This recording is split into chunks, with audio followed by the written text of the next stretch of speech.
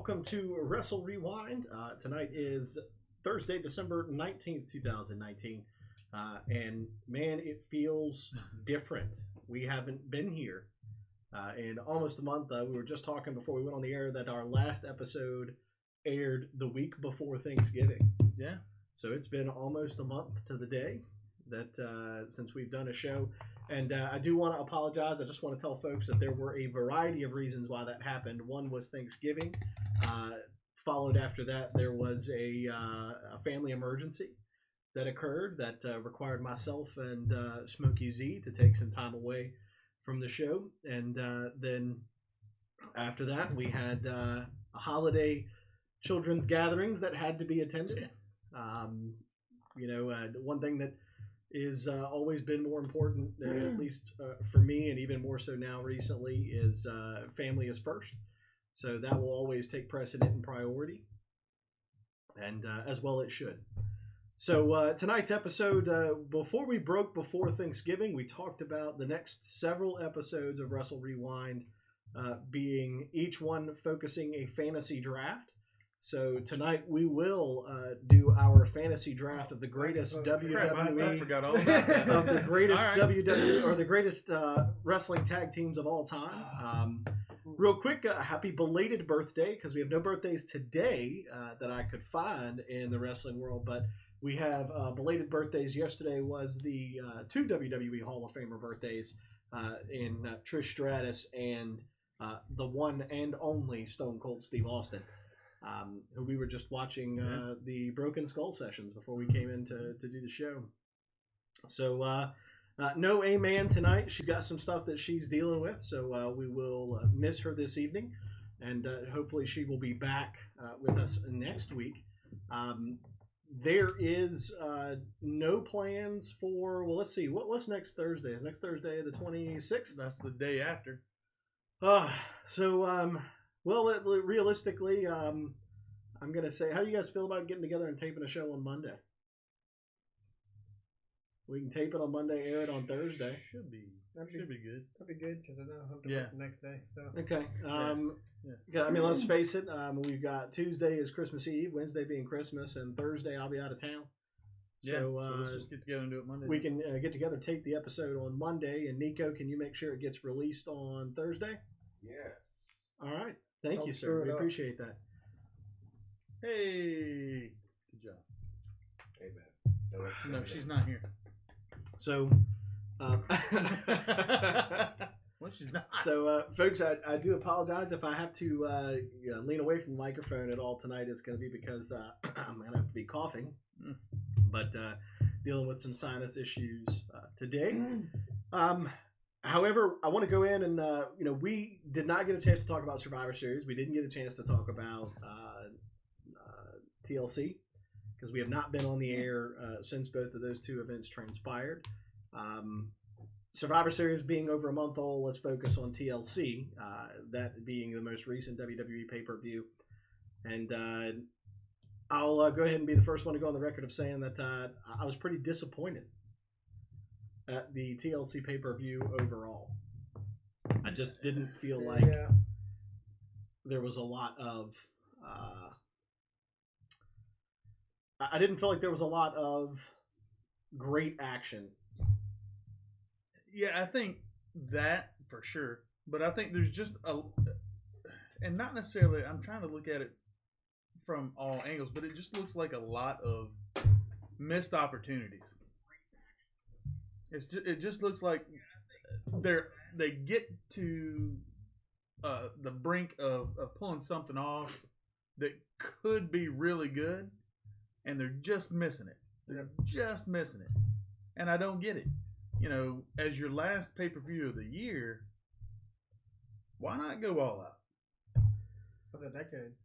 I mean, it was because look, this was your last pay-per-view of this decade. Why not go all out? But it's just it felt phoned in. Yeah, we had that conversation during the show. Had I seen here, I'll put it in perspective. Had I seen that show, that exact same show on a Monday night or a Friday night, I would have been like, man, that was a really good Raw. SmackDown was really good last night. That's pretty good. But you know what? That was a showcase event. Is basically what pay-per-views are now. They're showcase events, and they didn't really showcase anything. And in my opinion, some of it was just kind of boring to watch. And it's just like It was phoned in. right. Yeah. That's true. So one of the things that we talked about, I think the best thing that we did was we did get to see Bray Wyatt wrestle a match. Mm-hmm. We had not seen that since his return. We had seen The Fiend. There's a lot of questions that I have about what they gained from the Daniel Bryan reemergence at the end of that. Clearly new look for Daniel Bryan, but I'm pretty sure The Fiend already beat Daniel Bryan, didn't he? Yeah, that happened. Yeah, so what's the point? I mean, I'm not sure I see the validity of what they're doing. Well, Are they trying to make Daniel a face again? Well, I think they did that. That's done. Like the Yes Movement came back. The fans the other night were into it. They were behind Daniel Bryan again.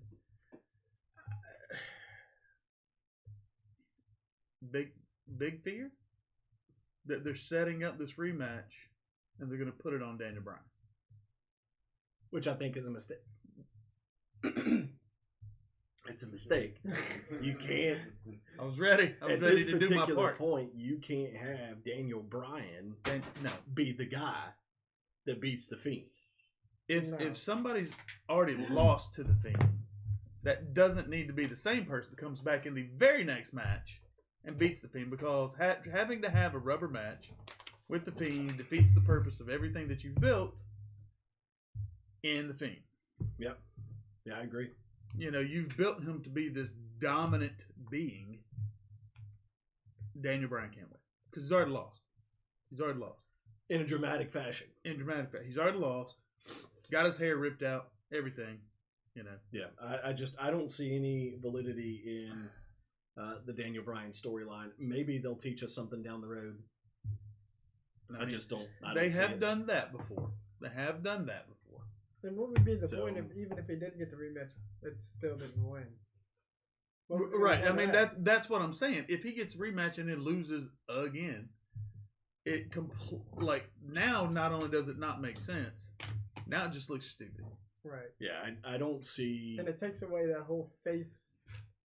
Well, I don't know what it Daniel takes Bryan. away. But see, a Daniel Bryan Fiend rematch and a Daniel Bryan loss does absolutely nothing for either one of those guys, because now you've worked really hard to get Daniel Bryan back to the American Dragon.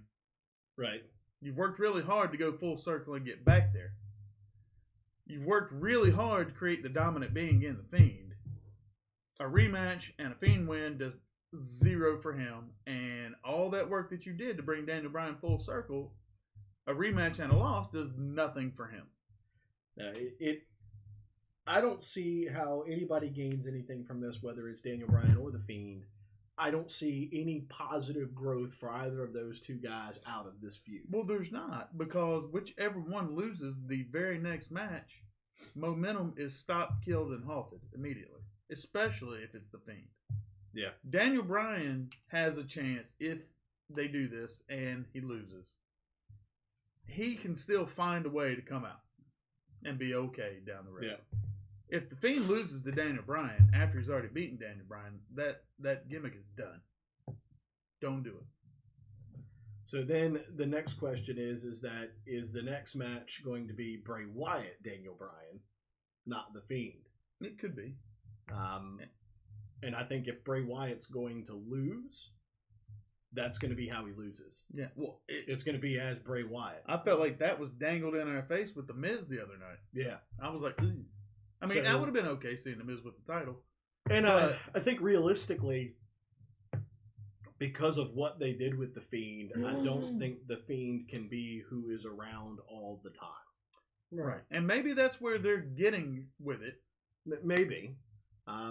Because I could see some sort of potential movement where Daniel Bryan beats Bray Wyatt for the title, leading to a Fiend emergence at some point to then defeat Daniel Bryan Again. again and get the belt back. I mean, and that's but that's that the would only make way I more see sense. this. But- That's the only way I see this going well. yeah. And even then, it's moderately well. It's not great. I'm still not excited about it. No. But I could support that story. Yeah, no, I'm with you. Like, I could come on this show and not be like, oh my God, Yeah. what Yeah. was that?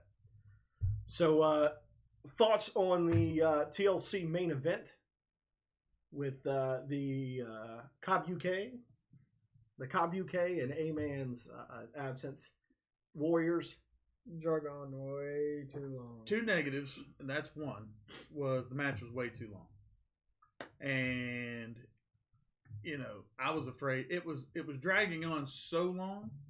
And it was getting super sloppy. It was getting super sloppy, and somebody was about to get seriously injured, which someone did get seriously injured. Yeah, I believe the final report was she did sustain a concussion. Well, yeah. I mean, which we had talked about that night. Just watching it on TV, you could tell that the lights were on. Nobody was well, there. and I was nobody reading. I was just flipping through a news feed the other day and was seeing something about it. And one of the things, if you remember, not long after it happened, she and Becky were on the floor together, and Becky crawled over to her. Do you remember this to check on her? Yeah. And what she said to Becky right there was, "Help me, Becky." Mm. So right then and there, everybody knew, oh hell, this is not. Well, and this is where, I mean, I'm gotta give a little bit of shade at WWE, because that's the kind of stuff that you had two officials at ringside who you have also other very experienced workers in the ring. You know, Kairi Sane being the least experienced of the four women that were in the ring that night. You had two very experienced performers, knew there was something wrong, two officials at ringside, and you still let that match drag on for another, 10 minutes? It was, Oh yeah. After it happened, like, you can't. I understand that it's a judgment call and that they can't diagnose that. They're not medical professionals, and I get that. And even as fans watching it, you could just tell something was wrong. Well, yeah. Do you remember? I mean, with everything else that was going on, do you remember right as Charlotte had to powerbomb her through the table? Yeah. She couldn't help Charlotte get her No, up. Charlotte had to manhandle her to get her Like, up. she just kind of was laid completely back, and just like she couldn't function. Yeah. Or the dive off the ring apron, Yeah. where she didn't dive, she just kind of fell. And almost missed the table. Well, I mean, she did. I The mean, table yeah, didn't she- even break. Right. Charlotte sold it because of Charlotte's talent. She was able to pull something out of it. Yeah. But I have a strong fear that, WWE is still in the midst of a concussion lawsuit right now. Mm-hmm. It's been going on now for almost 2 years. Yeah. And that's the kind of stuff that gets used against them, because anybody who was watching that as a fan, you could tell there was something wrong. She was stumbling. And at what point did somebody backstage not go to Vince and say, we've got a problem? And so what I think we're going to end up seeing here in the WWE, and it's going to, mark my words, change the business forever when it happens.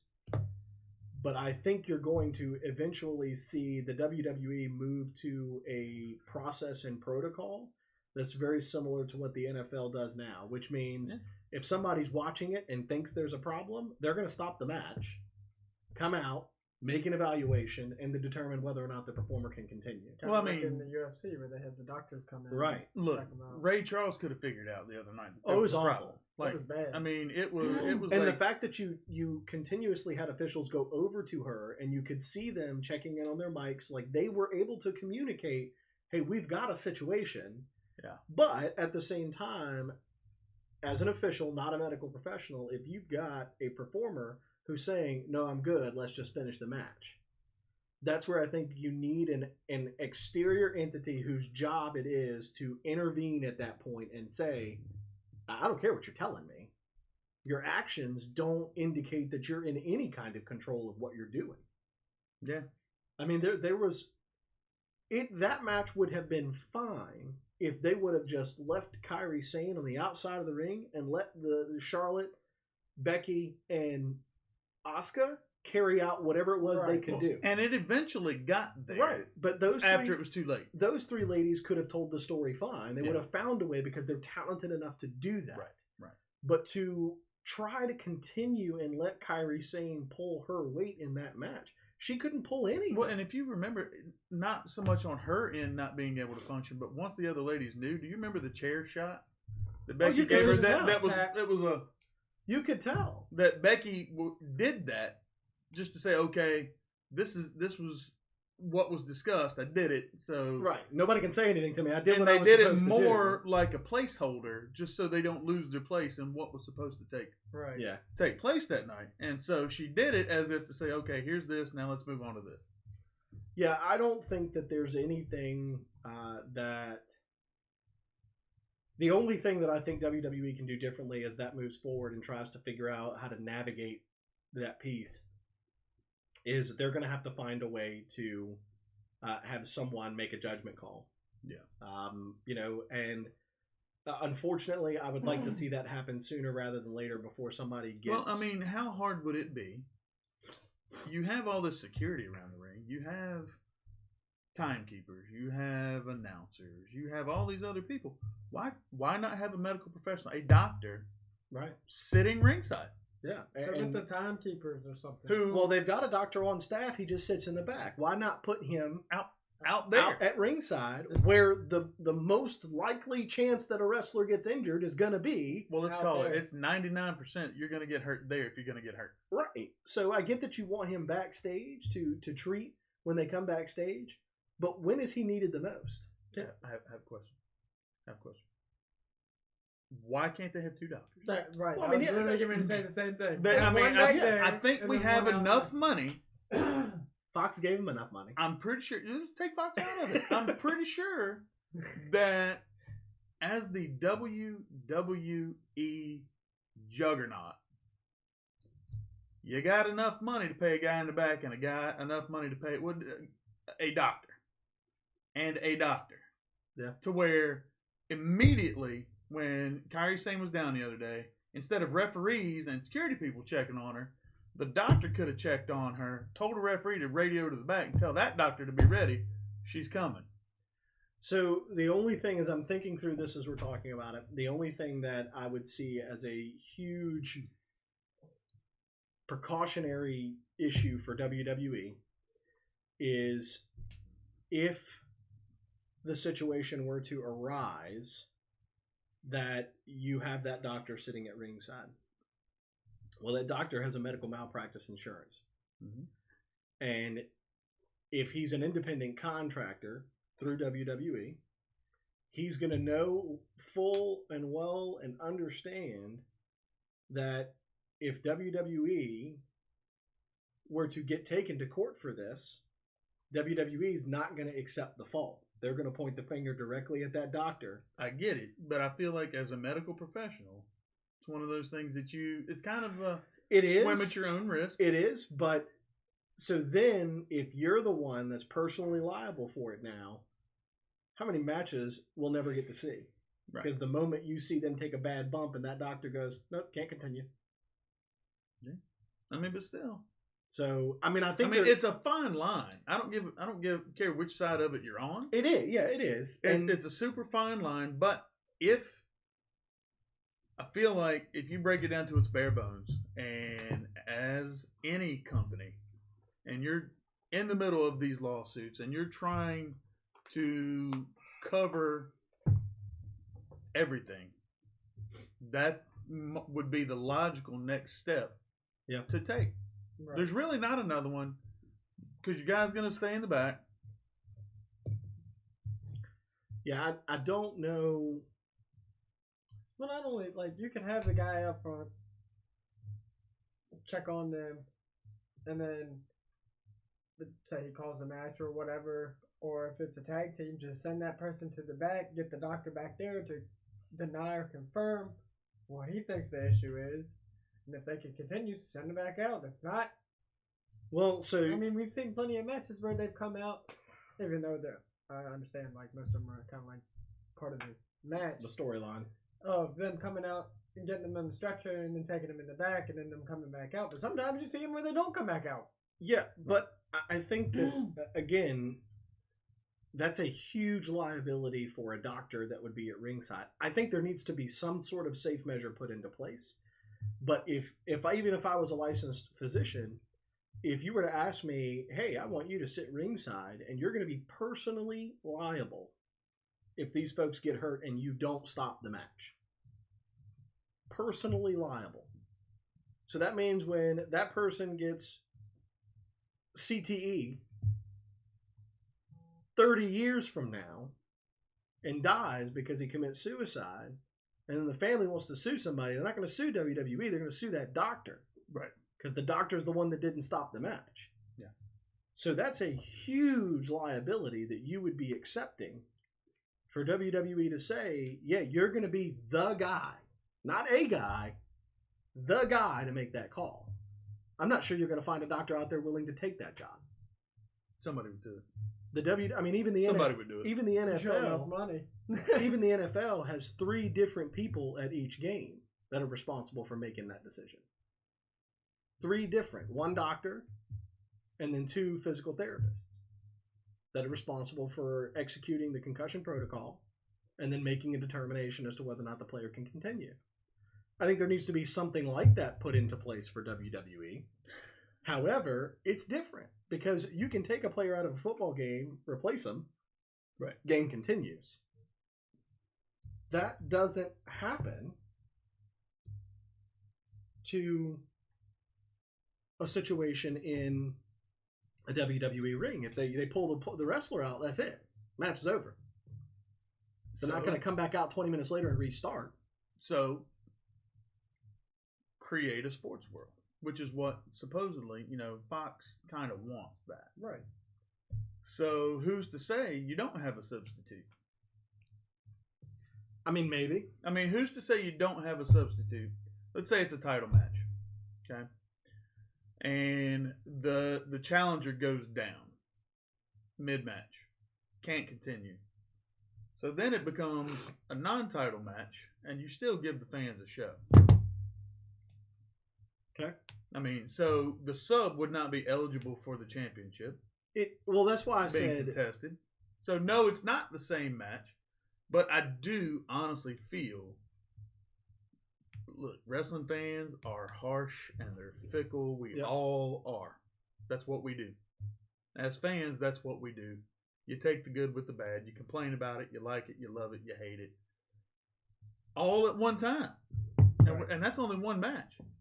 But I do feel that if it were pushed in more of a sport, not sports entertainment necessarily, but more in the direction of sport. Like a physical and sport. That's not a work. A performer is genuinely hurt, genuinely injured, concussed, knocked out, broken leg, whatever, and you get replaced. At some point, any fan base has got to understand, number one, it was in the best interest of the injured performer. Right. Yeah. Number two, the show must go on in the best interest of the fan. That's fair. That would be kind of a way that I would look at it. When you looking at me like that? I don't know. If I'm hurt, I'd have to ask somebody, please take me. I've been concussed one time to where I didn't. I seen it. No, this was a different time. This was in training. I literally forgot the following 5 minutes. There was match feedback and everything. Don't remember. I've been there. I got concussed one time in training. Well, and I think that, again, I think that a huge part of this Then I drove home. Oof. also has to be this. If we're going to support that and we're going to say that, yeah, we want WWE to have something in place, then we as fans have to understand what that looks like. Yeah. And that's why I said I think this eventually happens, and when it happens, it's going to change the wrestling industry. Sure it is. But I think it's inevitable at this point, given the litigious society that we have. Ooh. And Big word. all of This a society that's surrounded within lawsuits. People like to sue each other. So He keeps a dictionary in the bathroom. when you have that type of environment, it is inevitable at some point that somebody's going to say, hey, we can't do this anymore. We've got to find a way to be able to pull the plug on this and get out of it before somebody gets hurt. I mean, even if you think back to WrestleMania 30 with The Undertaker and Brock Lesnar, he was concussed. I've been sitting here playing that match in my head 3 through minutes, this entire conversation. 3 minutes into the match, he was concussed, and he still wrestled another 18. But if Foley. Nick Foley. I mean, look, Mick Foley's probably had 30 that we don't know about. That's Right. true. I mean, and that sounds funny, but look at what that man put his entire body through. Are you kidding me? Are you telling me that hey, is this a stat we could find, Nico? How many recorded concussions did Mankind or Mick Foley have? I'm sure. I'd like to know that one. How many recorded concussions? Because I know when he got threw off the Hell in a Cell by The Undertaker, he had one. He actually, you know what? If you go back and look at that, he did a good job of protecting his head on that. Right. The first fall, yes. The one through the cell? through the cell when the Yeah. chair hit him in the face? Yeah. No. Oh, yeah. No, he... Or what about the night that The Rock hit him 21 times in the head with a chair? Well, that you look. Even when I think back about that now, it's hard for me to process that in my head and go, "Who thought that was a good idea?" He did. On the WWE side, who thought that was a good idea? Hey, we're going to let these guys do this. What year was it? Yeah, I mean, but even No, I'm then, just saying. I'm not justifying. right? I know, but even then, Nobody in any major industry was saying even breathing the word concussion at that time. No, but I ECW. can distinctly remember Yeah. watching that match and going, Mick "This." Foley has no exact number. He said he had too many to remember all of them. Oh, okay. Figured that. Okay. So, like I said, he's probably had 30 or 40 that we don't know about. That's Surprised he's still alive. probably He's true. probably surprised he's still. So. And you can't tell me he didn't get a concussion jumping off the roof of his house onto that bed mattress. No. Even if his head didn't hit anything, he still probably got a concussion. Well, because Yeah. whiplash. It did what? So you know how you get the whoosh? I'm going to tell you real quick. You want to know? First you jump. Wait for it. And then you go about right here. Yeah. Frog. Full frog. I still remember the time you gave me whiplash powerbombing me off of the dock. I don't remember that. Oh, yes, I do. Yes, I did. That was down in Lake Gaston. No. What happened? Back when I was little, we were wrestling on the dock, and he like Batista bombed me off the dock and into the water and gave me whiplash. That makes sense. It's fair. You got, I had to and then help you him. got Bach Rodham doing a vape one. Yep. That happened too. Vaping kills. I was like, what was that sound? That was his Mine head. was the back of his head. All right, well, we're going to talk briefly about AEW tonight. Folks, we are trying to keep this show as short as we can this evening as a result of Nico's got to be up. Nico He's gotta actually be has at to work be at at work 3. in 6 hours. Oh, God. Why you got to put it like that? Well, I mean, that's It that's is what it is. It just made it sound a lot worse, though. It's okay, but she really plugged that show on the far right of the backdrop. Then Shameless plug. then we have I got to figure out which way to go. then we have Don't finger it. so, I'm just pointing. He was pointing the wrong direction. WWE has It's hard to do this.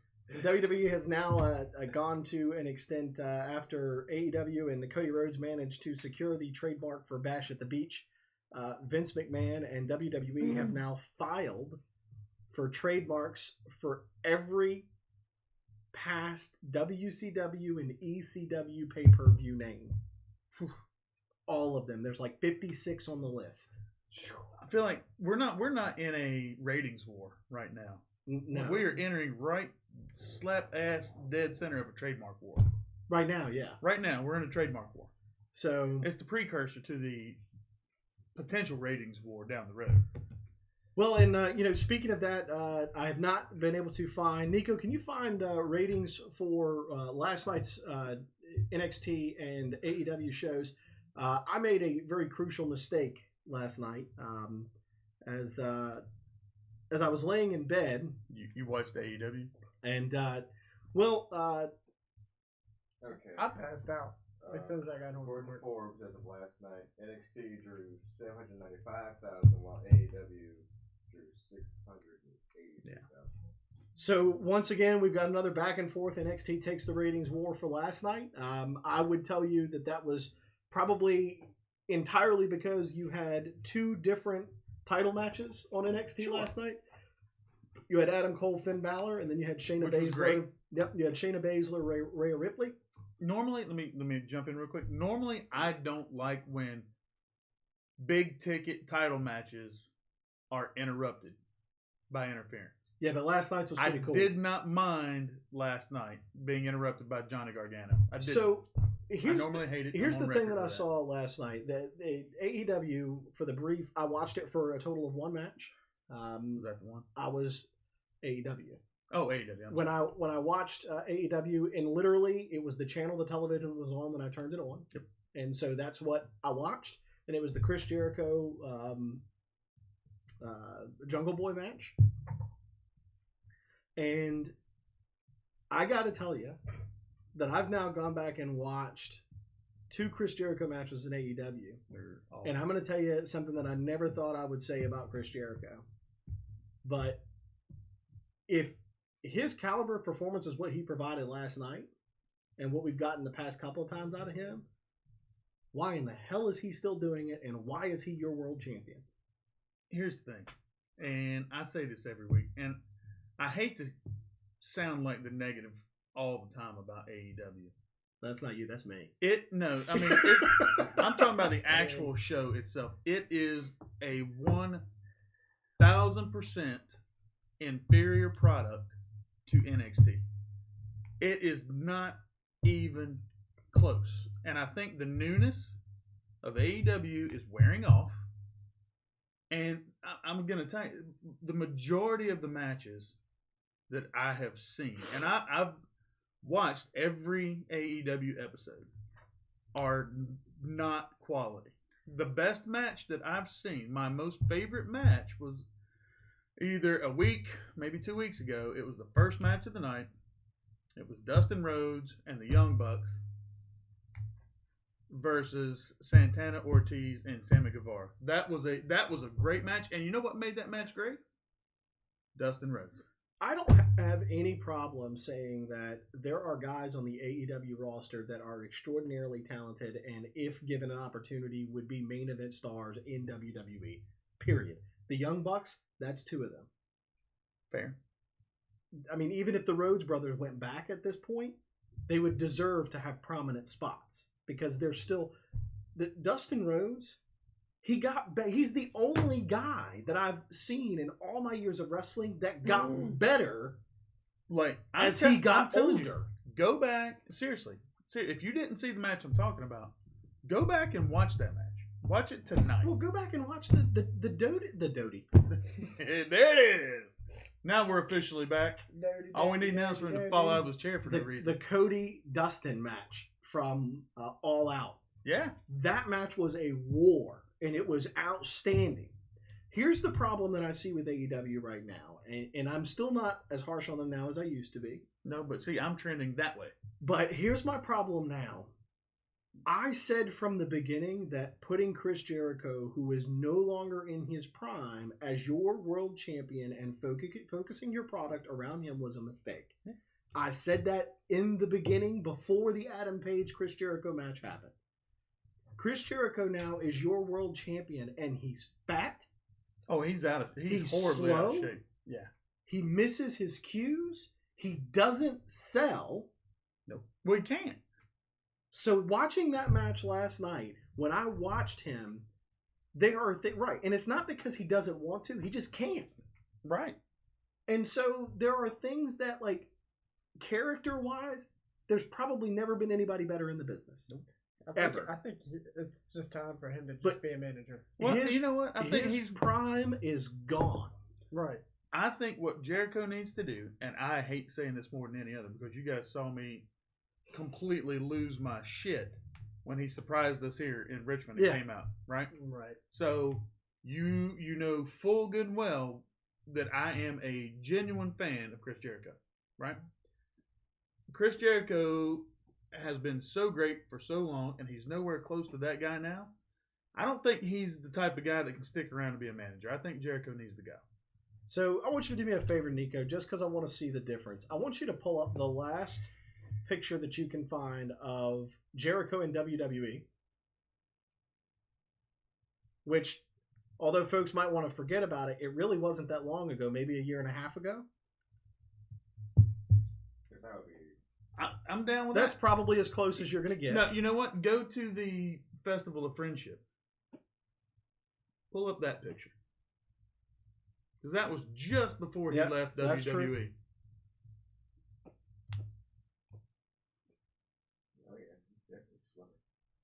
Well, yeah. It's not even close.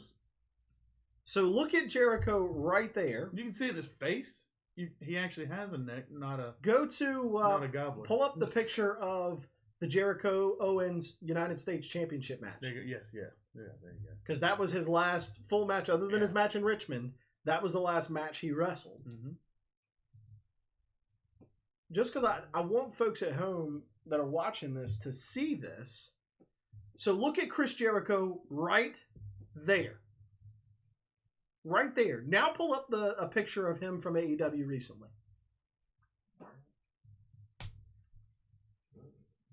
It is a stark contrast. Okay.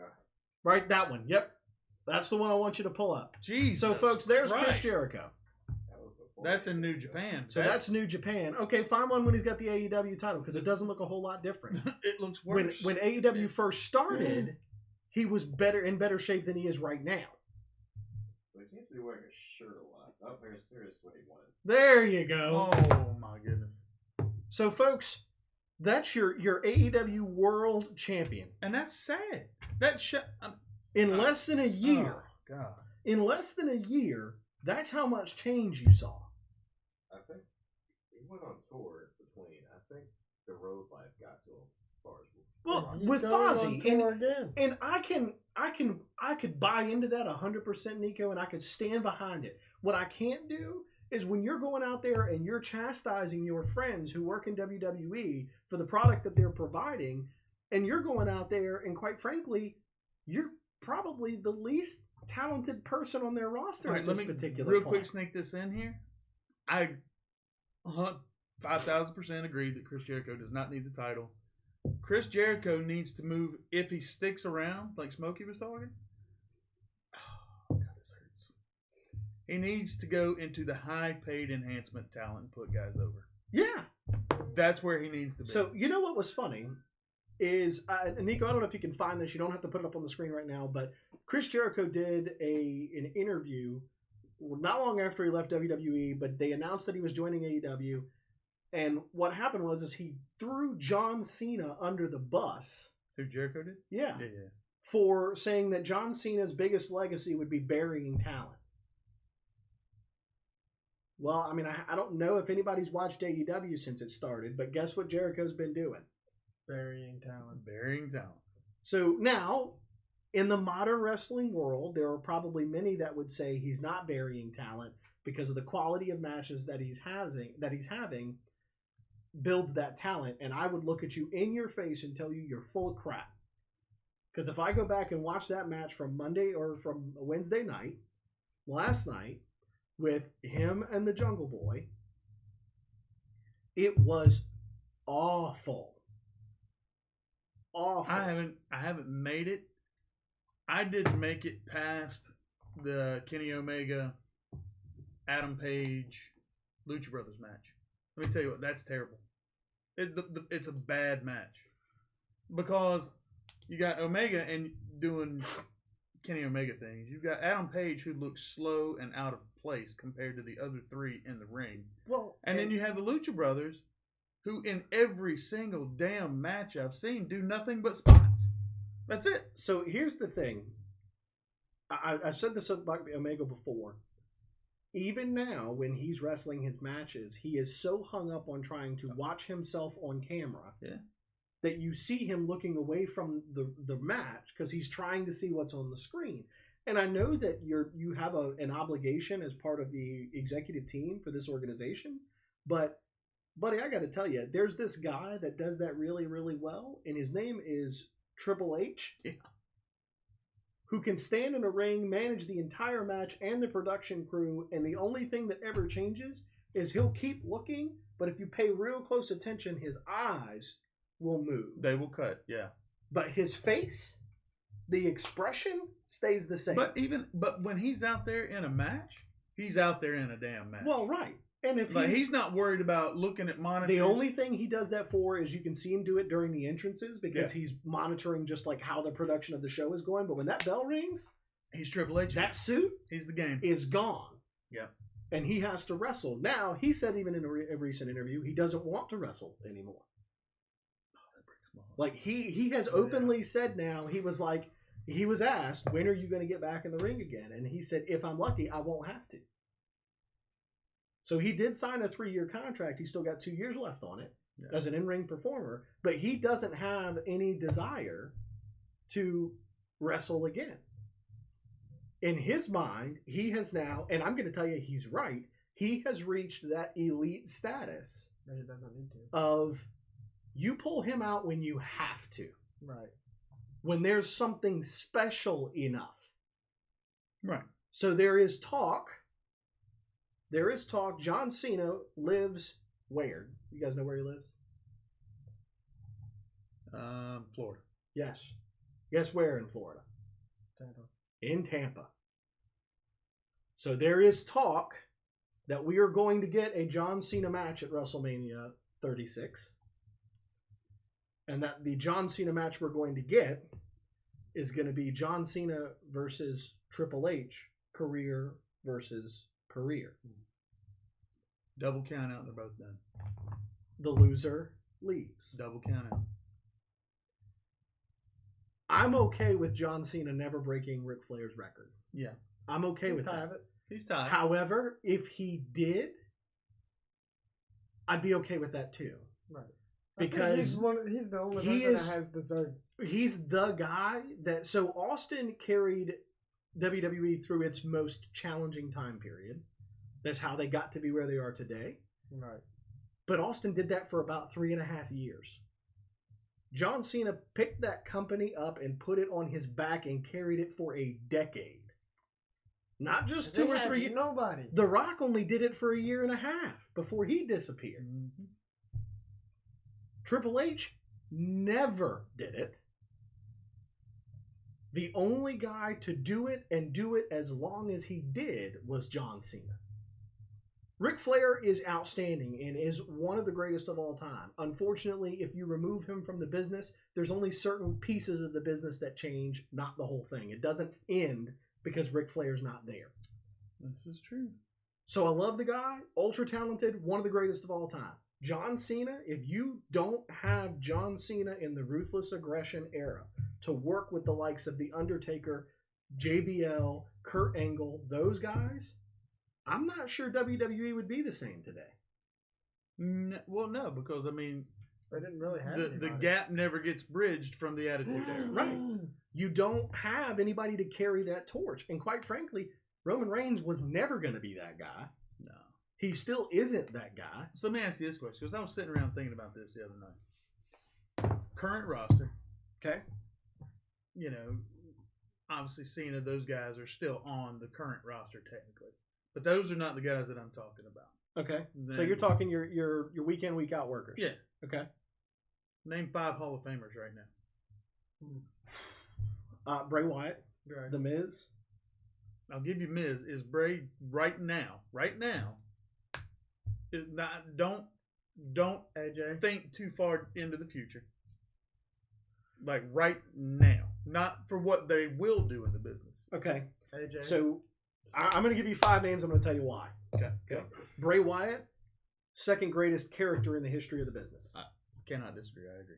Who's That- number 1? That's where The Undertaker. Yeah. The Make sure we're Fiend. still on the same Yeah, page. The Fiend. What they've done with The Fiend is he is now, in my mind, the second greatest character they've ever come up with. Yep. So that's why he gets in. Fair.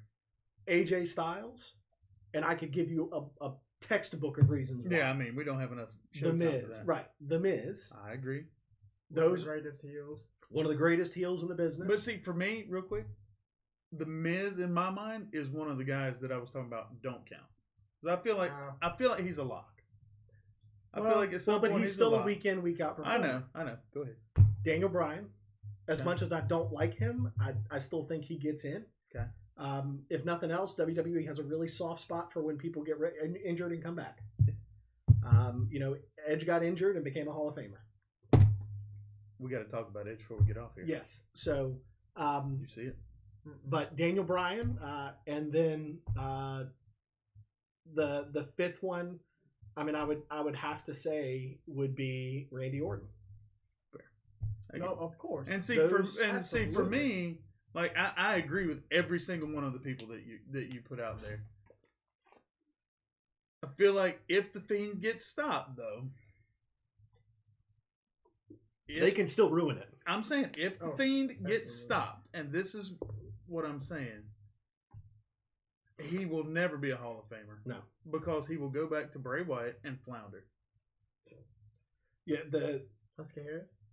No, he won't go back that far. the Fiend is Bray Wyatt's ticket to success and fandom down the road. I mean, it just is. Yeah, it has to stay. However, I think what WWE has done with him, with us getting Bray Wyatt, I think is spot on with what they needed, because people were going to get tired of the Fiend Really if you quick. give him to us all Absolutely. the time. And you know what? It's like we said at the beginning of the show. I'm okay if It's like Bray Wyatt Yeah. loses the title. That's I like- won't bitch about a thing. That's Right. like Demon Finn Balor. Yeah, Right. It's just the Fiend needs to be reserved for the extreme feuds. I think for sure we get another Fiend Hell in a Cell match at some point in time down the road. I also think we're probably going to get a new gimmick match from the Fiend character. I don't know what it's going to look like, but I think we're going to get something new. Normally, when you have a character like that, you do have its own gimmick. Right. Well, I mean, look at Taker, though. He's got 4. Look at how many different incarnations, not counting the American Badass, Yeah, of So- the Undertaker we had. Right, and whether people like it or not, Hell in a Cell is the Undertaker's match. Sure. He's casket been in more match. of them than anybody else has. Mhm. The casket match, Buried Alive match, the Inferno match. I love the Inferno matches. Well, That's something I wish they'd bring back. I think the Inferno match was based more on Kane than it was the Undertaker. But the first 3, who was in both of them? All 3 of them. Now, it was both guys. But here's we'll the give it problem. to them. But here's the problem. Right. You take one of those 2 people out of that equation, that other character doesn't exist. That's true. So I can take Kane away and the Undertaker's going to do just fine. If you take the Undertaker away, Kane never even shows up. That's a good point. So, again, He's still yanking teeth. Well, right. When we've talked about like the Mount Rushmore of wrestling, I equate things like that to what is, if I take this person out of the industry changes. And there's only a handful of guys that you can say that about. So anyway, speaking to touch on the rated R superstar, Edge, he was medically cleared for in-ring competition probably 6 to 9 months ago. Mm-hmm. Rumor has it that he has signed to return to the ring for WWE for a match. One. I'll go Cena Edge. Nope. One more time. The expectation as of right now, as of today, is he will be a surprise entrant in the Royal Rumble. No. That's the You expectation. can do that and do the least amount of work and still get the same pop. Exactly. I'm good with So, that. and he doesn't have to take a ton of bumps. He can go in there, do his thing, hang out for a little while, and then leave. Yeah. Now, spare a few people. does that mean that he gets the itch? Kind of like what we saw with Goldberg? Possible. And he hangs around and comes back as a special attraction again? Because Goldberg even says he's not done yet. We all know what Paul Heyman thinks of Goldberg. That's his Bruno Sammartino. So he will pull the big guy out of the mothballs when he needs to. And from what I saw of him sitting on the Broken Skull sessions, he's still just as jacked as he always has Yeah. been. So I think that there's a lot of promise there. It's going to be interesting to see what happens with Edge. Nobody truly knows until he shows up. But I think The Rumble we're makes find most out. sense. Rumble makes most sense. It does. Well, At the same time, I think the Rumble this year is gonna look, bless you, look and feel different. because there's a conversation now of do we get 3 brands worth of superstars in the Rumble? I'm good with that, and I can see Keith Lee winning. And so the conversation there is 10, 10, and 10. Keith Lee. Makes sense. So you get 10 Raw, 10 SmackDown, I'm 10 good with NXT. it. And Keith Lee wins. And you still get your Yep. surprise. So speaking of the Royal Rumble, there's also the Vince's wish, which we know what happens to Vince's wishes. But He's been wishing one hand and the other. Vince's mentality is right now is that there is a former women's champion that he believes is the future of the women's division on either Raw or SmackDown. SmackDown, I think, was the show that was mentioned specifically. And Give us an era. Yeah, I'm trying to figure that one out. Give us an current. era. Oh, current former women's champion. So, did you guys watch NXT this past Wednesday? I did.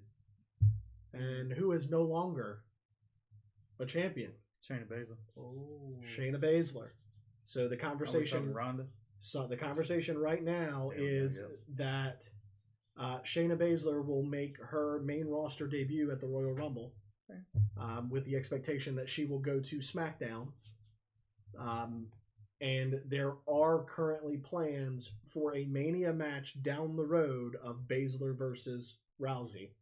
I feel like we've been on that collision course now for years at this point. Well, but they're best buds. Well, that's what I'm saying. I feel like so it's a match that nobody has seen. Yeah. But I got to tell you, if you were to put those two ladies in a main event level match at a WrestleMania, I think that every female in the locker room would have to sit back and start taking notes, because I think that's liable to be the greatest women's match of all time. Because I think those two women, because of their pride, they will go. They will go and they will put everything on the line, and they will be out there to make a statement that, yeah, we didn't grow up in this industry, but we can still go out there and do it. Because Shayna Baszler, you know why she's been the NXT champion? She's the best female performer they've had. Think back to Survivor Series. Mm-hmm. Who did we talk about was the best performer in the women's match? It was Shayna Baszler. So that she's just got, now she's older, so there's not a whole lot of time. I mean, she's in her 40s, I believe. Who, Shayna? Yeah, she's in her late 30s. I don't think she's in her 40s. Nico, can you fact check that for us? Wake up I over would there. say she's like maybe 36, 37. What am I checking? Shayna Baszler's age. Like 38. All right, so while he's doing that, I'm going to jump ahead a little bit. Okay. On our tag team draft thing we're talking about, I can't do 4 teams. That's not 4. How many? 39. 39. So she's almost 40. How many teams are we? Just, well, each of us gets to pick 3. Oh, damn. I just wrote down 13 tag teams for my fantasy team. So, speaking of which, that's going to kind of wrap up our conversation that we were going to work on for wrestling news. That's going to be it. We are going to move on to our fantasy draft segment, where each of us, and I'm even going to let Nico participate in this. All right. Nico's asleep. Okay. Well, Nico wants to sleep through it. I can't pick 3. You got to pick 3. You guys announce your So, first. Actually, I can do it 1, 1, 1. we do we'll do 1, 1, and 1 like rounds. Okay. God dang it. So, and Nico, I'm going to let you pick who goes first. Ashley's not here. Let's let Zach go first. All right, Zach, you're going to be the first one on the board. Who is your first pick? Now, this is greatest tag teams of all time. Does not matter whether or not it's WWE. Dudleys. The Dudleys is your number 1 pick. All right, I got to make sure I write this down, because we are going to post this on our site and give folks an opportunity to vote as to which. All right, let's pick 4 each. That's fine. We can do that. Because we were going to pick 12 people anyway. A-Man's just not here to pick 3.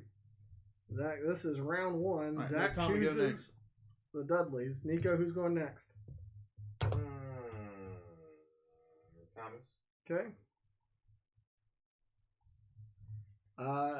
In my first round pick, I'm going to take Harlem Heat. Sucker.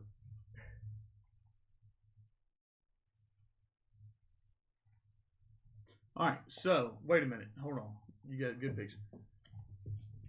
There are a lot of tag teams that are listed as tag teams throughout history that are more than 2 people. I would say this is reserved for 2-man tag teams. Okay. That helps me tremendously. Okay. Hold, please. Anything outside of that, I would say, is not a tag team. It's a stable. That's fair. Those guys are... Okay.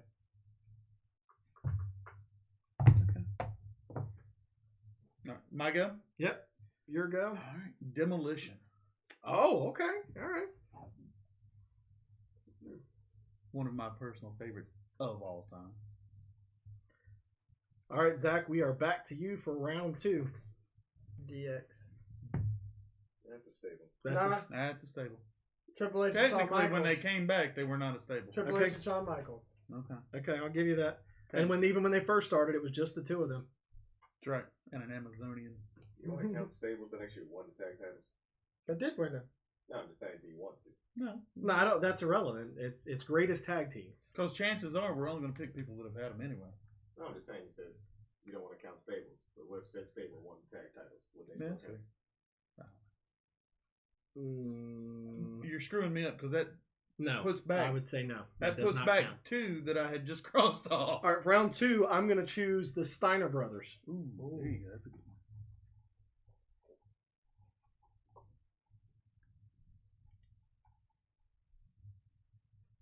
All right, so it goes to me. Yep.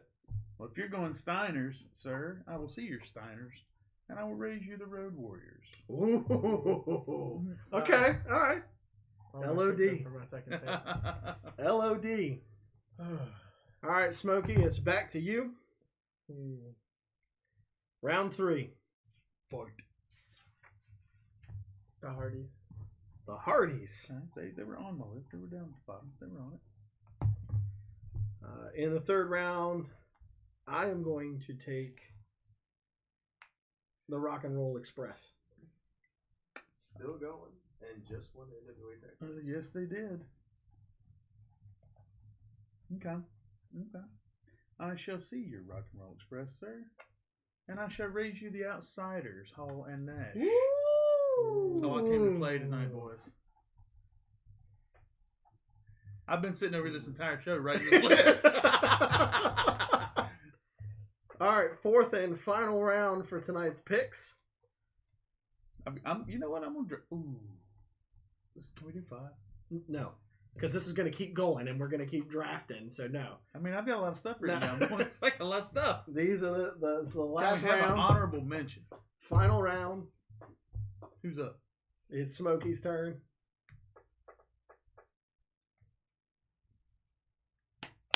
Your 4th and final pick for the greatest tag teams of all time fantasy draft. Beer Money. Beer Money. Okay. Okay. Yeah, they were a great tag team. Let's get old Robert Flipped Cruise. his. What is she talking about? Ask her. We're live across the world right now.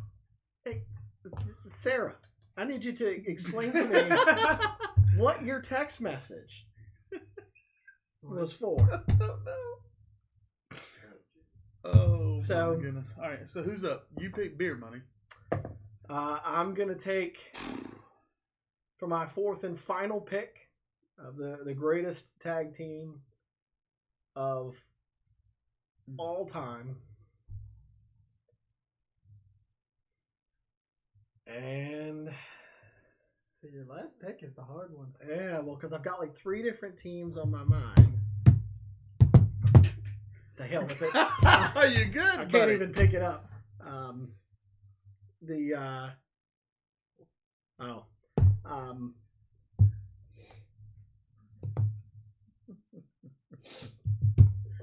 Let's see. He's distraught now.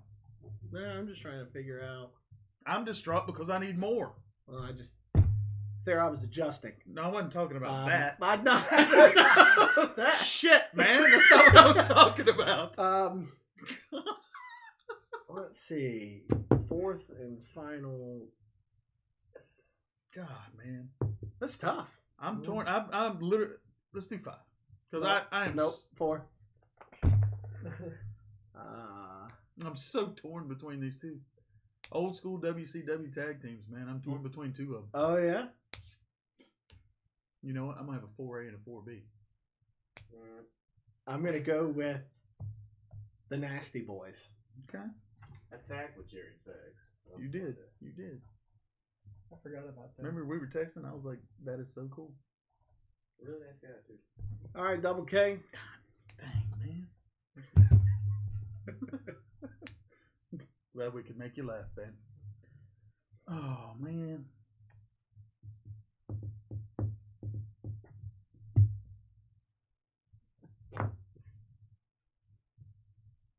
All right.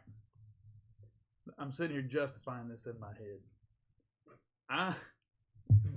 I'm picking this based off their long-standing feud back in the day against the Road Warriors. I'm going Midnight Express. You know, I thought about that. I'm going Midnight Express. I thought about that. The team that I was torn with was Doom. I thought about them too earlier. Ron Simmons and Butch Reed. Yep. I just went back though, and I just sit here and when I was justifying, I just remembered the scaffold matches between the Midnight Express and the Road Warriors and Jim Cornette up on top. Yeah. You remember all those? I do. God dang, man. So, dude, folks, I had the on Freebirds time, I on had my there. next one. I had the Horsemen up there. There is APA. your greatest tag teams of all I didn't even have them on time here. Had Edge and Christian. fantasy I draft. thought about them. Had the Hart Foundation, the in Bulldogs. round 1, Smokey took. Well, we'll go through each of our picks individually. Smokey's picks for the evening. He took the Dudleys in round 1, DX in round 2, the Hardys in round 3, and Beer Money in round 4. I would not have put them anywhere on that list, but Robert Roode. They were a good tag team. They were good, but greatest of all time. I mean, hey, it's your pick. I took. I couldn't figure out which one. Harlem Heat, the Steiner Brothers, the Rock and Roll Express, and the Nasty Boys. And Double K took Demolition, LOD, the Outsiders, and the Midnight Express. Folks, there is your fantasy draft for this week. These will all be posted. Each of our draft picks will be posted on the Wrestle Rewind Facebook page for you guys to be able to go on and vote for whoever you think has the best fantasy draft out of the three of us. Should have gone with the APA as my poison. I am I would happy. have gone with that over Beer Money. I didn't think about for it until damn sure. I didn't think about it until I would have gone with after like you Midian and Gangrel or somebody for. I have Just kidding. the excitement to announce that our next fantasy draft, which will be next week's episode, so we'll take that on Monday. So make note of this so you don't forget about it this time.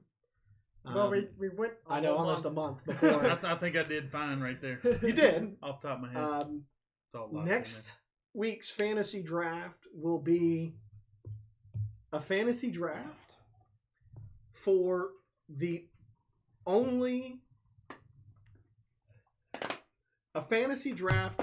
greatest WWE Hall of Famers there. Oh, what? of all time. And let me frame this for you. You could pick that out of just one Hall of Fame. Give a 10-year. Nope, I'm gonna decade. classify. Hold on, I'm gonna classify it for you. Ready? Okay.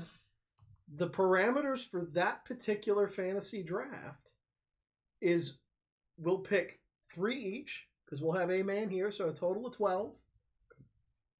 And if whatever 3 you draft, everybody else gets eliminated. Say that one more time. So think of these 3 draft picks as the 12 people that we're going to draft. Everybody else gets kicked out. I'm not following. What? I'm still confused too. I'm like, what? You said that you could pick all of those from one. Right. The mentality you have to have is that we're going to take the WWE Hall of Fame as it stands. So and pick all the 12 people that the 4 that's of us it. will pick. That's all. That's the only people that are there. Is who we all pick. Yes. Okay. You're confusing me there for a second. I got so the 12 people we will pick are going to be the only 12 in our Hall of Fame. Now I'm with you. I mean, but lately on social media, isn't Dana Brooke the real Hall of Famer here? That's the most interesting story. Are you with me on this? Yeah, it is. So the New My Year's favorite button goes off. edition, our first draft for fantasy draft for 2020. Dig it. Our first fantasy draft for 2020 is going to be draft the 3 greatest matches of all time. That's gonna be the first show in January. First show in January, Oh my the goodness. 3 greatest matches of all time. I'm gonna have to go back. God Way almighty, back. man. So that's going to be our 2020 draft to kick off the year. We're going to try to do some sort of fantasy draft at least once a month. Yes, sir. Does Damian Wayne Sledge Gibson count? No. I mean, you didn't specify. You didn't specify. If you want to draft that, you can. I thought it was pretty good. I mean, it's a good match. Yeah. Sledge Gibson's finest work is against Timmy Danger. So. Oh, God. Did you catch it? No, it just went by my head. All right, so that's going to take us to our final segment of tonight's show. And that's going to be, as always, what we end our show with, and that is our Wrestle Rewind trivia. 2 competitors tonight. Nico, unless you want to come over and join as part of this. Stop including me. I'm sorry. Oh, okay, gotcha. You're on record as saying that. Yeah, For everybody that is listening. it's not a hate crime. No more including Nico. So, Wow. so Should go full ACH. I'm not saying a word. So, I'm done right now. we're going to go ahead and kick this off. Guys, you know the deal. It is 15 questions. Whoever gets the most points out of the 15 questions wins. I'm going to give you, I'll let you know whether or not they are multiple choice. The first question is multiple choice.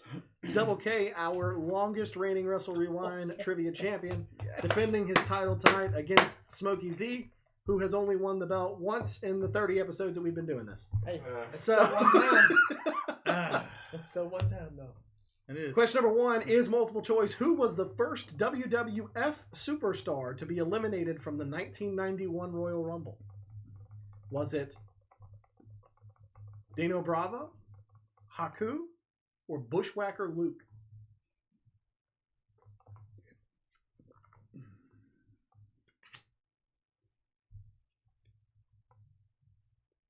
Nico's got the timer running. I forgot how it worked for a second. Let me take a look. It's been a month.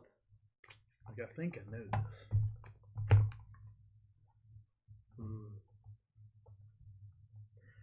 I'll go ahead and give you your first hint. This superstar's career did not last more than 2 years after that Royal Rumble. Double K. Dino Bravo. That is correct. It was Dino Bravo. That's who I was thinking the entire time.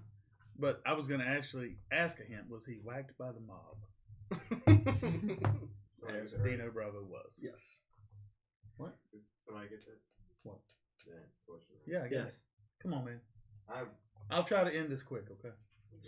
Question number 2, also multiple choice. Who inducted Jimmy Snuka into the the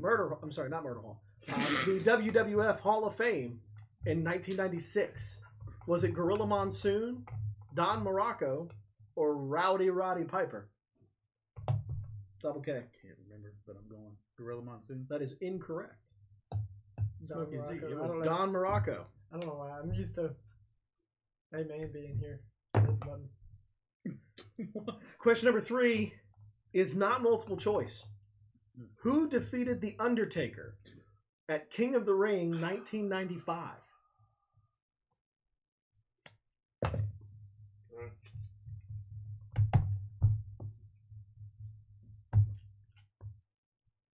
Who defeated The Undertaker at King of the Ring in 1995?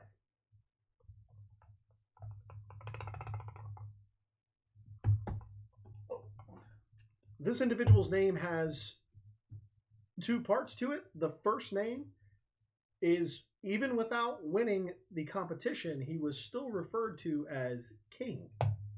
Double K. Harley Race? That is incorrect.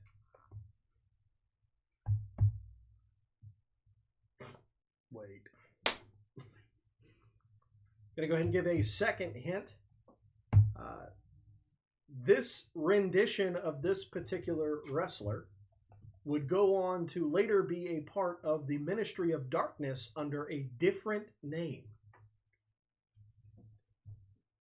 As soon as I said Heart of the Race, I knew the answer. Well, there was only so many kings right there. Couldn't pull it back. Jerry Lawler? That is also incorrect. The correct answer was Mabel. Yeah. Later to become Viscera. Question number 4. Who was Bam Bam Bigelow's tag team partner at King of the Ring 1995?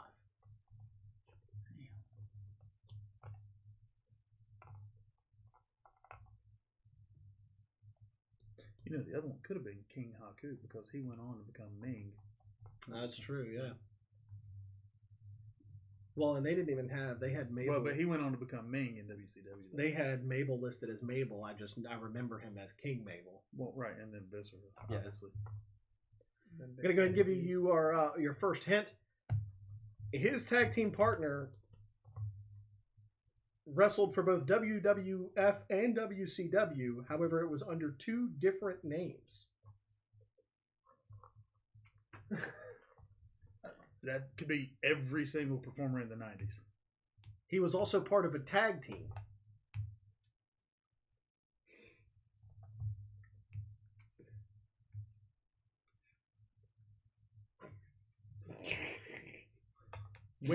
When he left WWE for WCW, he went with a partner.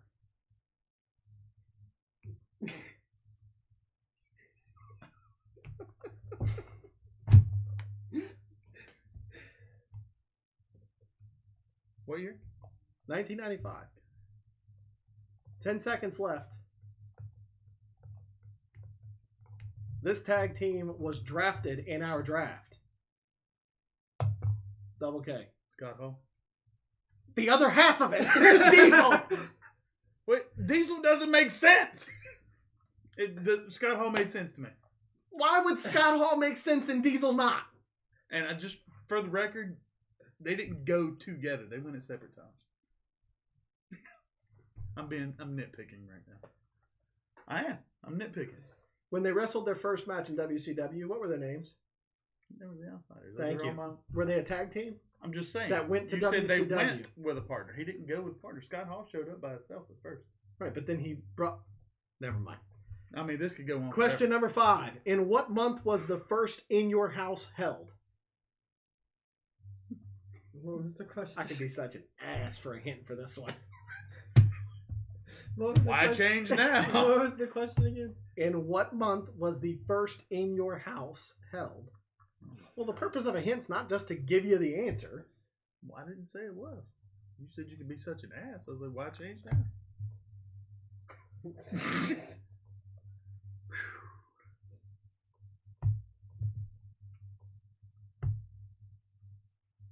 Wow. We get a hint? Sure, your first hint is this month is usually associated in a old-fashioned saying that ends with viewing its flowers. May. The month of May is correct. Thank you, Smokey Z. I was like, wait, what? April showers Yeah, bring May flowers. Yeah. Must be a cultural thing. I didn't get it. So what's that say? Question number 6. Which superstar was pinned by Owen Hart at King of the Ring 1997? Was it, this is multiple choice, Stone Cold Steve Austin, Psycho Sid, or Big Van Vader? Psycho Sid. That is correct. It was Psycho Sid. Nice guess. Or did you actually know that one? It was somewhat of a guess, and I somewhat kind of knew You just guessed. from like this is like a mixture of both because I That's remember fair. like at some point seeing a video. Question number 7. Also multiple choice. Shawn Michaels' opponent. Shawn Moakles.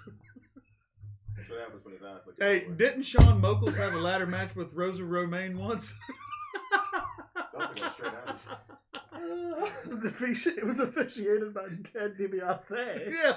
Shawn Moakles and Rosa Rosa Romaine. I can't even say it wrong. I'm trying. Shawn Michaels' opponent at King of the Ring 1997 was Stone Cold Steve Austin, Owen Hart, or Mankind?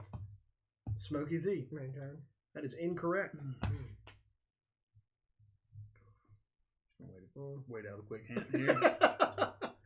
It's called game management now. I'm behind too. I can't afford to F one up. This WWE superstar would Take go your one on line. the next year to become WWE champion. Who'd you guess? Mankind. And the other one was Austin and who? Michael, Austin and Owen Hart. Moguls. Double K. Austin. That is correct. It was Steve I Austin. knew as soon as I said Mankind, I was like, nope, that's wrong. Question number 8. Not Good multiple guess. choice. Oh Lord. Mokles. What position did Ted Mokles and his DiBiase? bodyguard D-Cell.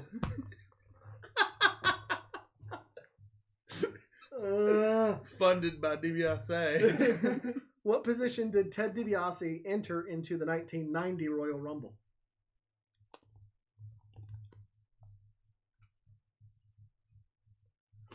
I feel like we had this question. 30. Okay.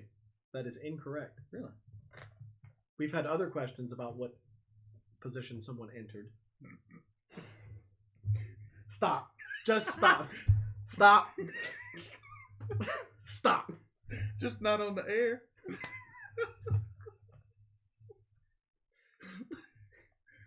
Your first hint. Smoky rear entry is not the answer. Smokey. Your first hint is there have only been 2 superstars to enter at this number and go on to win the Rumble. Ooh, that's a good hint. Number 1. That is correct. It was number 1. That's a good hint. Question number 9. How long did Ted DiBiase survive in the 1990 Royal Rumble? I'm going to need you to pronounce it correctly. I did pronounce it correctly. How Guys, there's long? not a whole lot of hints I can give you for this because it's an actual time. Don't say 1362. No, that's your family. Not even your family, your son in particular. Oh, he's in my family. I mean, Well, but it's not the whole family. It's just him. right. Okay, fair, fair. It's just Fair. him. Poor guy. No, Dalton, it's not poor guy. Baseball better work. His GPA would make an impressive batting average. Like .500. He's got a 3.0. Does he? Yeah. Look at him.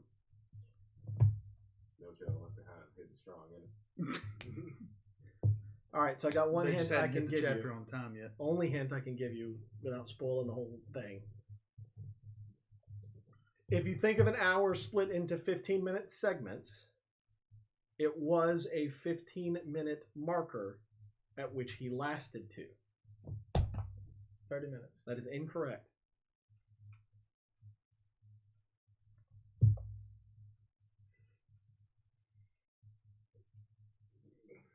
I mean,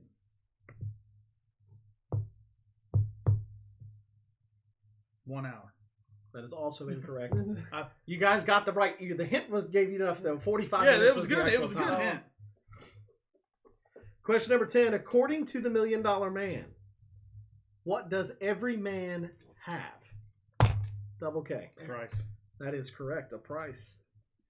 Double K trying. I to- almost yelled it, but I was like, Double K trying to make a comeback here. He's still 1 point behind I do own Smokey. the largest comeback in Wrestle You, Rewind. you history. do. Just wanna Still put How one. that happened. Still 1 point behind Smokey Z with 5 questions Well, left. it's easy. I got the answers right. Question number 11. Steve Austin's match at King of the Ring in 1997 ended in A, KO, DQ, or no contest. 97? In 1997. KO, DQ, or no contest? So this would have been his match against Shawn Michaels at the King of the Ring 1997. No contest. That is correct. It was no contest.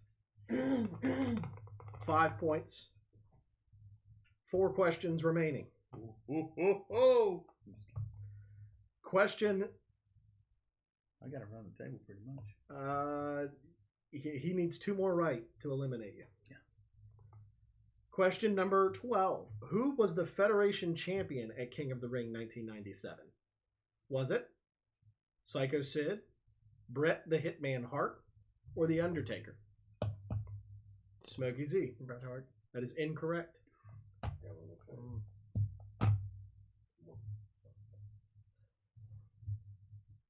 Might as well give me the hint because that's what I'm waiting on.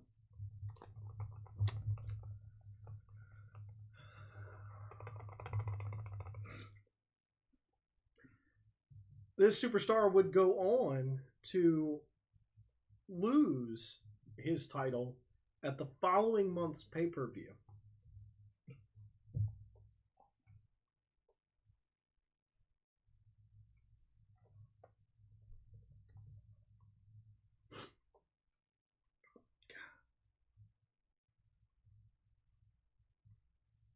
If I wasn't too behind, I'd throw it out there. Trying to make the most of what I got. I got you. And it's either Taker or Sid that's left, right? That's it. That's the only two left.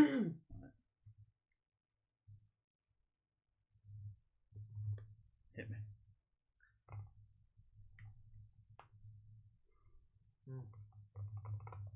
This superstar's character would go on to be the greatest legacy for any performer of all time. Why don't you just tell me it was Taker? I mean, I didn't have another hint I could give. I was like, that one was pretty obvious. You could have said something about like Texas Red, or I mean, I would have Okay. gotten that. In. Yeah. I would have gotten that. time.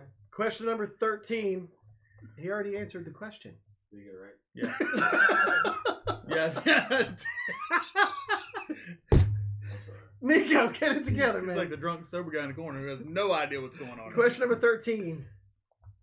What denomination of currency did the $1 Million Man delight in stuffing down the throats of his opponents?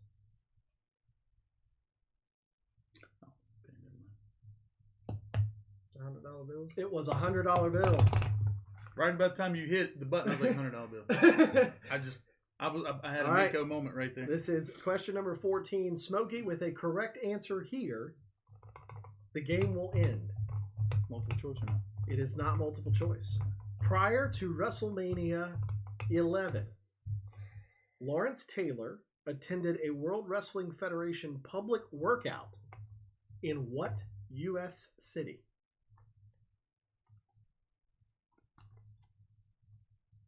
It's not where I thought this question was headed.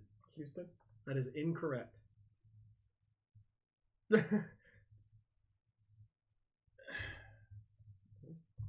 I This think city- I've got it. This city has played host to several WrestleManias.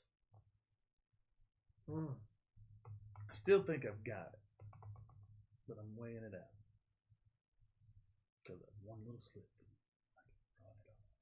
Well, because you're still two behind. I know. That's why I'm waiting on hint number 2. This city, in the past, has been referred to as the home of WWE.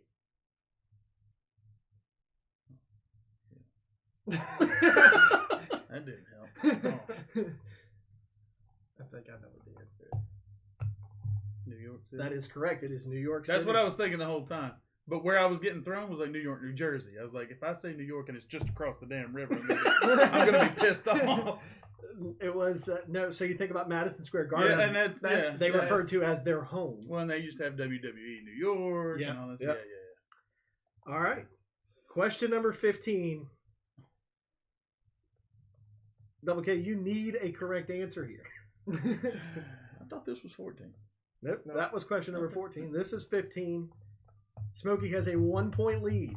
It's a good game. Either So way. even 2 incorrect answers will result in a Smokey win. Question number 15. What was Ted DiBiase's team named at the 1989 Survivor Series? Oh God. Oh God. Oh. I don't know what's going on tonight, but I'm like, Are you in a fog? I'm not in a fog. I'm just slow tonight. So maybe I'm in a fog. Maybe I call myself. You said 1989? 1989. going to go ahead and give you your You were first. still clinging to the inside at that point. The first hint that I'm going to give you is this was the only team that Ted DiBiase either managed or was a part of that operated under this name. Oh my God!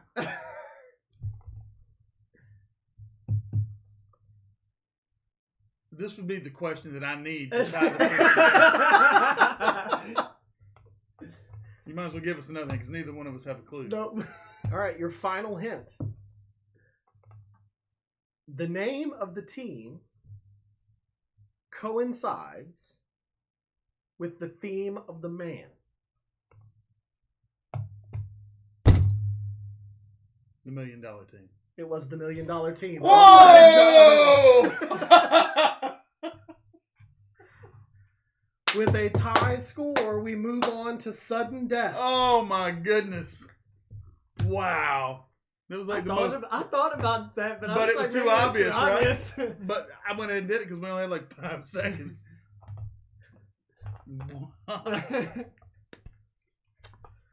Question number 16. None of these will be multiple choice. Which superstar defeated Bret Hart at the first In Your House pay-per-view?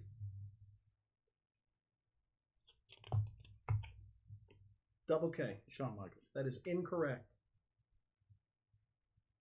At some point, you just got to go for it. That's true. Gonna go ahead and give the first hint. I should have waited. But anyway. This WWE superstar is still an active wrestler. However, he has not wrestled in a WWE ring since being involved in an on-air medical emergency. He talks about it all the time. But he, anytime he does.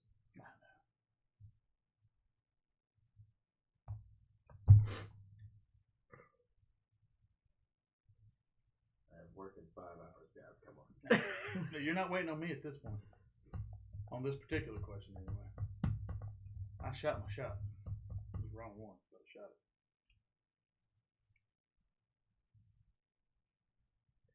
This superstar also shares a nickname with many other wrestlers, one of which we talked about earlier tonight.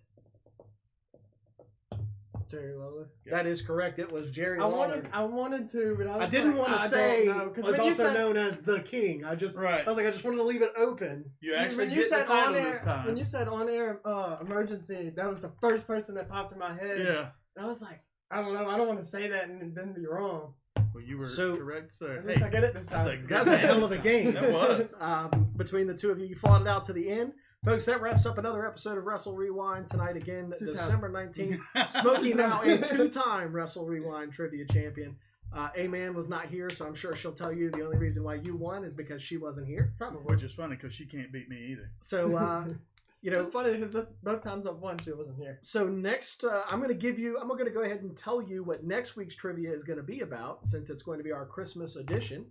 All of next week's questions will reference pay-per-views From Christmas time? or shows In December. in December. So we'll try to Like keep Salute it. to the troops. Yeah, we'll include Tribute to the Troops because if you guys remember, Tribute Tribute to to the the Troops when it first came out, that's what it was designed for, was a Christmas show for the troops overseas. Well, folks, that wraps up another episode. Thanks for taking the time to either listen or watch. We do appreciate it. As always, it's great to be back after almost a month-long You're right. absence.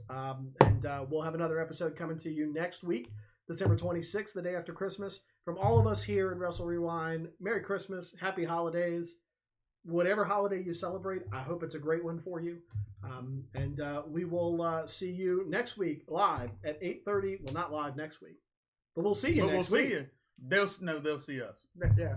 Yeah, that's true. They'll see us. You'll see us next week at 8:30 p.m. on Wrestle Rewind on wherever you listen or watch your favorite podcast. Have a good night, folks, and we'll see you next week.